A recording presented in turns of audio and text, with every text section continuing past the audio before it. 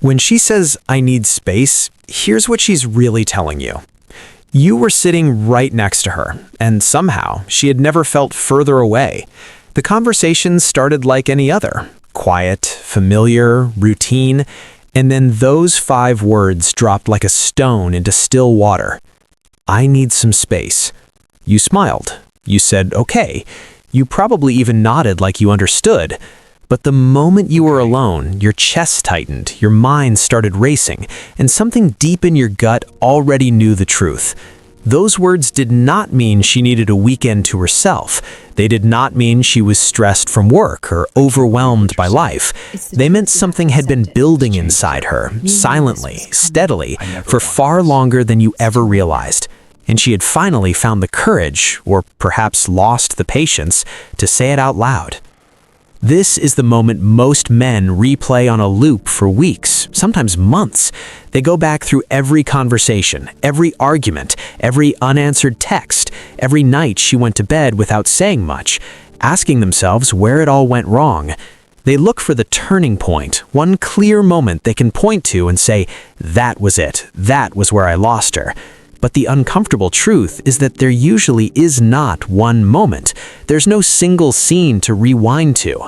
What there is instead is a long, slow accumulation of small things, small disconnections, small silences, small moments where she reached for closeness and found nothing reaching back.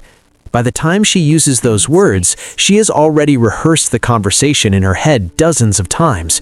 She has already imagined your reaction, braced for your response, and made a quiet internal decision that even she may not fully understand yet. Research in relationship psychology consistently shows that women in long-term partnerships tend to emotionally detach weeks, sometimes months, before they verbalize their dissatisfaction. Psychologists call this emotional withdrawal, and it happens quietly, in layers. First comes the reduced communication, fewer texts throughout the day, shorter answers, less laughter at the things that used to make her smile. Then comes the physical distance, fewer touches in passing, less eye contact across the room, a subtle but consistent pulling away that you might mistake for busyness or stress. Then comes the emotional flatness, a version of her that is present but not really there, that answers your questions but does not offer anything beyond the answer. By the time she speaks those words out loud, the disconnection has already been happening for a long time. The relationship has been running on fumes, and neither of you was willing to look at the gauge. What makes this so painful and so confusing is that most men genuinely do not notice the early signs, not because they are careless or indifferent, but because men and women are often wired differently when it comes to reading emotional environments. Studies from relationship researchers at major institutions have found that men tend to assess relationship health based on the absence of conflict. If there are no big arguments, no dramatic confrontations, no obvious blow-ups, then things must be fine. Women, on the other hand, tend to assess relationship health based on the presence of emotional connection, feeling seen, feeling understood, feeling like her inner world matters to her partner, not just when things are good, but especially when things are ordinary. So a man can look at a relationship with no visible problems and feel completely at ease, while his partner sits across from him feeling invisible, emotionally starved, and quietly devastated. She is not asking you to fight harder. She is not issuing a challenge. She's not testing you to see how hard you will chase her. In fact, the moment most men shift into pursuit mode, calling constantly, showing up unannounced, buying flowers, sending long apology texts, making promises about how things will be different, it often accelerates the distance rather than closing it. Because to her, those actions confirm exactly what she feared, that you only show up fully when you're afraid of losing her, not because showing up consistently has been a habit you built over time. Love that only activates under the threat of loss does not feel like love, it feels like panic. And a woman who has spent months, sometimes years, carrying the emotional weight of a relationship does not want to be the person who has to walk out the door before you start paying attention. Emotional labor is a concept that has become central to conversations about modern relationships for very real reasons. It refers to the invisible, unpaid, unacknowledged work of managing feelings, your own feelings and the feelings of everyone around you. In many relationships, this labor falls disproportionately on women. She is the one who notices when the mood in the room shifts. She is the one who tracks the tension before it becomes an argument and softens the conversation so it doesn't explode. She remembers the things that matter to the people she loves. She adjusts her tone, moderates her reactions, and swallows her frustration to keep the peace. Over time, this kind of invisible carrying doesn't just tire a person out, it teaches them that their needs are secondary, that their comfort matters less, that the relationship only functions if they're the ones managing it. And one day, often without warning, she simply runs out of the energy to keep going. When she says she needs space, she is telling you something about herself that she may not yet have the language to fully express. She's telling you that somewhere in this relationship, she's stopped feeling like herself, that she has been slowly shrinking, her opinions, her instincts, her desires, to fit inside a space that was never quite big enough for all of her. The space she is asking for is not just distance from you, it's an attempt to find her way back to herself, to remember what she thinks without filtering it through your reaction, to want things without immediately weighing whether those wants are convenient for someone else, to exist fully without apology. This is why the worst thing you can do in that moment is make her experience about you. What did I do wrong is a natural first response, but it shifts the focus from her feelings to your guilt.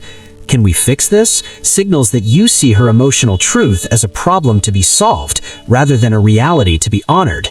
Even "I love you and I don't want to lose you," though entirely sincere, can land as pressure when what she needs is permission. What she actually needs to hear is something far simpler and far rarer. "I hear you. Take whatever time you need. I'm not going anywhere, and I'm not going to make this harder than it already is." And then, and this is the part most people fail, you have to mean it completely. No checking her social media every hour. No sending the occasional "just thinking of you" text to stay in her orbit. No using mutual friends to monitor what she's doing or how she's feeling. Genuine space means you give her room to think without the subtle pressure of your presence hovering at the edges. Attachment theory, one of the most studied and validated frameworks in relationship psychology, helps explain why giving genuine space feels almost impossible for certain people. Developed by John Bowley and later expanded into practical therapy by researchers, including Dr. Sue Johnson, attachment theory describes how early experiences of closeness, abandonment, and emotional safety shape the way adults behave in relationships. Someone with an anxious attachment pattern will interpret "I need space" as rejection and respond with escalating pursuit, more contact, more reassurance seeking, more intensity, all of which overwhelms and pushes away the very person they're afraid to lose. Someone with an avoidant pattern may shut down entirely, giving so much distance that it reads not as respect, but indifference or coldness. Neither response creates the conditions for genuine healing or reconnection. What does create those conditions is something rarer and more difficult, a person who is secure enough in himself to hold steady in the face of uncertainty, who can give her the room she is asking for without collapsing into anxiety or retreating behind a wall of silence. The bitter and rarely spoken truth of all this is that sometimes space does not lead back.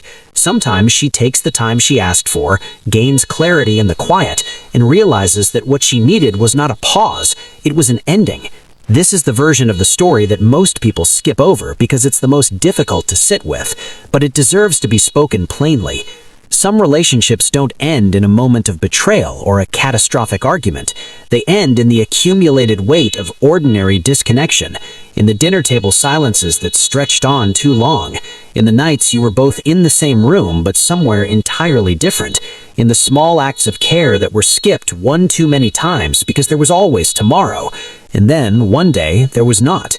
She didn't wake up one morning and decide to leave. She arrived at the decision after months of trying to stay, trying to feel close, trying to feel valued, trying to find the version of the relationship that she remembered from the beginning. Grief counselors and therapists who specialize in relationship loss often note that the end of a long relationship can feel more disorienting than almost any other kind of loss, precisely because there's rarely a clear event to grieve. You can't point to the day it ended. It ended in stages, in quiet surrenders and small disappointments, in moments of connection that were let go of before they could root.